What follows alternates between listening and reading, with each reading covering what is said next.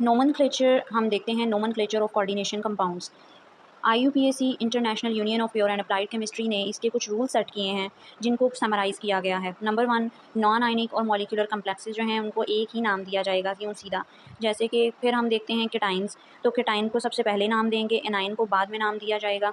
और नोमेनक्लेचर जो रूल है ये आयनिक सॉल्ट में अप्लाई होता है। जैसे कि FeCl2 है तो इसमें पहले पॉजिटिव वाले हिस्से को नाम दिया जाता है और बाद में नेगेटिव वाला यानी कि एनाइंस को नाम दिया जाएगा। अगर हम कुछ कम्प्लेक्स एनाइन देखते हैं, कम्प्लेक्स हमारे पास आ जाते हैं, कम्प्लेक्स कंपाउंड्स, उनको नाम देने होते हैं तो उनमें एक से ज़्यादा लिगेंड भी मौजूद हैं, तो हम लिगेंड्स को अल्फ़ाबेटिकल ऑर्डर में जो है वो क्लासीफाई करेंगे। यहाँ पर हम चार्ज नहीं देखते, ठीक है। नेक्स्ट हमारे पास आता है जैसे कि K3FeCN5NO, तो इसके अंदर हमारे पास जो है वो 3 लिगेंड 2 लिगेंड हैं, सियानो ग्रुप और नाइट्रो ग्रुप। सियानो और नाइट्रो जो हैं दोनों हमारे पास नेगेटिव हैं, एनाइंस होते हैं ये। हमारे पास मोनोडेंटेट हैं, एक इलेक्ट्रॉन्स जो हैं वो बेसिकली दे रहे होते हैं। तो इसका नाम हम लिखेंगे, पहले हमने नाम देना है पोटाशियम को, पॉजिटिव को पोटाशियम लिखेंगे, फिर हम लिखेंगे पेंटासियानो क्योंकि सी पहले आता है, फिर नाइट्रो आएगा, फिर हमारे पास नाइट्रोसो लिखने के बाद फिर 8 आता है। ATE का लफ्ज़ हम यहाँ पर यूज़ करेंगे क्योंकि हमारे पास जो कोऑर्डिनेशन कम्प्लेक्स है उस पर नेगेटिव चार्ज डेवलप होता है।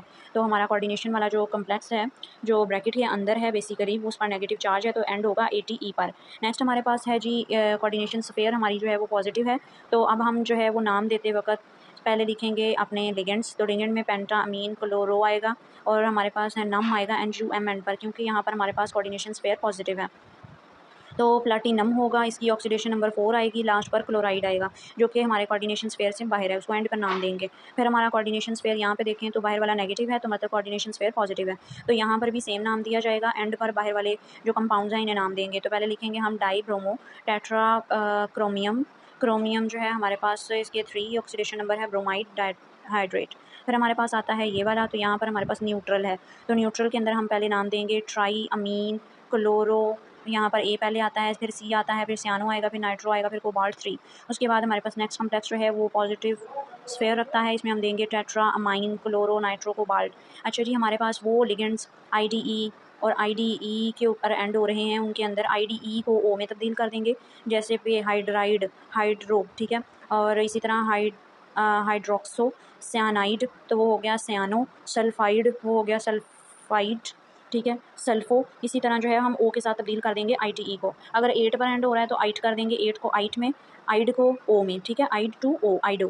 नेक्स्ट आता है E को O में कर देंगे, और अगर पॉजिटिव लिगेंड है तो IUM लगाएंगे एंड पर, ठीक है। तो ये IUM ये सारे पॉजिटिव में हैं, और अगर ये सारे हैं जी हमारे पास ये नेगेटिव में थे ये वाले, तो ये एंड हो रहे हैं O पर। अगर हमारे पास न्यूट्रल हैं तो इनको हम लिखेंगे इनके सेम नामों के साथ, एक्वा एक्वो, ठीक है। Amino nitrosyl carbonyl ethylene di amine pyridine.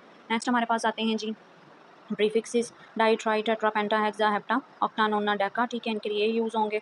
Next हम देखते हैं कि हमारे पास जो है ऐसे नाम जो हैं लिगेंड के जिनके अंदर डाई ट्राई आ रहा है, तो अगर लिगेंड्स जो हैं वो 2 दफ़ा आ रहा है सेम टाइप का लिगेंड तो हम उसको बिस लिखेंगे, 3 दफ़ा आ रहा है तो ट्रिस लिखेंगे, 4 दफ़ा आ रहा है तो टेट्रा किस लिखेंगे, ठीक है। अगर 5 दफ़ा है तो पेंटा किस लिखेंगे। अगर हमारे पास ऑक्सीडेशन स्टेट है उसको जाहिर करने का तरीका है र्यूमन न्यूमरल में लिखेंगे और ब्रैकेट के अंदर जाहिर करते हैं उसकी मेटल के नाम के बाद में।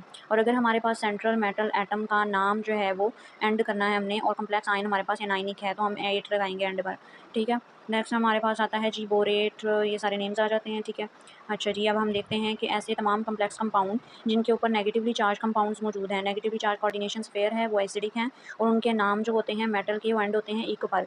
जैसे कि हमारे पास ये वाला है, तो ये जो है वो हाइड्रोजन प्रोड्यूस करता है, तो हाइड्रोजन प्रोड्यूस करेगा तो मतलब ये एसिडिक है इसका स्फीयर, तो एसिडिक है तो हम इक एसिड लिखेंगे एंड पर, तो हम लिखेंगे हेक्सा क्लोरो प्लाटिनिक एसिड। नेक्स्ट है, अगर हमारे पास कम्प्लेक्स जो है उसमें 2 या 2 से ज़्यादा मेटल एटम मौजूद होंगे तो उसको पॉलीन्यूक्लियर कम्प्लेक्स बोलेंगे। और लिगेंड जो है जो 2 मेटल को लिंक कर रहा होता है वो ब्रिज एटम कहलाता है, और ये यूजुअली जो होता है वो दूसरे कम्प्लेक्स से अलग करने के लिए हम हाइफन इस्तेमाल करते हैं। यहाँ पे ये वाली जो प्रीफिक्स है इसके साथ डिनोट किया जाता है, जहाँ ये देख लेंगे इसका मतलब है कि यहाँ पर ब्रिजिंग एटम मौजूद है, जैसे यहाँ पर यूज़ किया गया है, यहाँ पर यूज़ किया गया है, यहाँ पर यूज़ किया गया है।